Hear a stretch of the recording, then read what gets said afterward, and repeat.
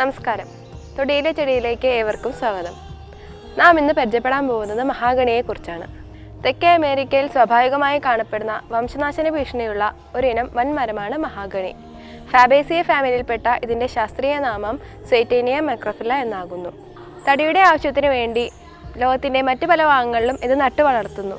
ചെന്നു ചേർന്നിടത്തൊക്കെ വ്യാപകമായി വളർന്ന് ഇത് നാട്ടുസസ്യങ്ങൾക്ക് ഒരു വൻ ഭീഷണിയായി മാറുന്നു.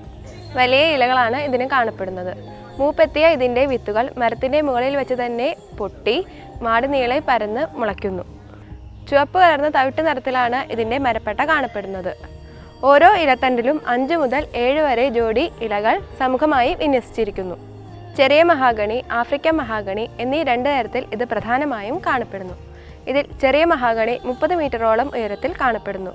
ചുരുങ്ങിയ കാലയളവിൽ വളരെയധികം ഉയരത്തിലെത്തുന്ന ഒരു തരം വൃക്ഷമാണ് ആഫ്രിക്കൻ മഹാഗണി. മുൻപ് ആഫ്രിക്കൻ വനാന്തരങ്ങളിൽ മാത്രമാണ് ഇത് കണ്ടുവന്നിരുന്നത്.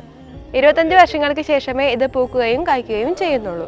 വനവൽക്കരണത്തിനും മണ്ണിൻ്റെ പുഷ്ടി ഉയർത്താനും തണൽ വൃക്ഷമായും അലങ്കാര വൃക്ഷമായും ഇത് ധാരാളമായി നട്ടുവളർത്തുന്നു. സാമാന്യം ഉറപ്പുള്ളതും ഭംഗിയുമുള്ള ഇതിൻ്റെ തടി വീട്ടുപകരണങ്ങൾ ഉണ്ടാക്കുന്നതിന് വേണ്ടി ധാരാളമായി ഉപയോഗിച്ചു വരുന്നു.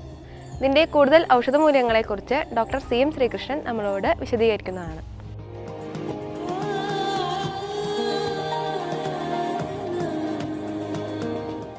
മഹാഗണി അത് ഈ ഫർണിച്ചർ പണിക്കാണ് അത് ധാരാളം ഉപയോഗിക്കുന്നത്. എങ്കിലും അതിന് നല്ല ഔഷധഫലമുണ്ട്. പ്രധാനപ്പെട്ട അതിൻ്റെ ഉപയോഗം ഈ അനീമിയ എന്ന് പറയും. ഈ രക്തക്കുറവ് ഉണ്ടാകുന്ന ആൾക്കാർക്ക് ഇതിൻ്റെ ഈ ഇലയും അതുപോലെ ഈ തൊലി എടുത്ത് കഷായം വെച്ച് തേൻ ചേർത്ത് കൊടുത്തു കഴിഞ്ഞാൽ വളരെ ഫലപ്രദമാണ്. പിന്നെ ഇതിന് ഈ ഹൃദ്രോഗത്തിൽ അതായത് ഹാർട്ടിൻ്റെ മസിലിന് ബലം കൊടുക്കാവുന്നൊരു ഗുണമുണ്ട്. ഇതിൻ്റെ തൊലി ലേശം പൊടിച്ചിട്ട് ലേശം തേനിൽ ചാച്ച് കൊടുക്കുക, അല്ലെങ്കിൽ അത് കഷായം വെച്ചിട്ട് തേൻ ചേർത്ത് കൊടുത്താൽ ഈ ഹാർട്ടിൻ്റെ മസിലിന് ബലം വയ്ക്കും.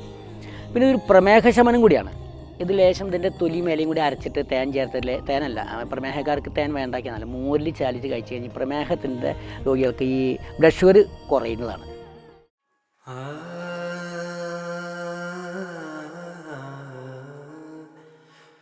Ah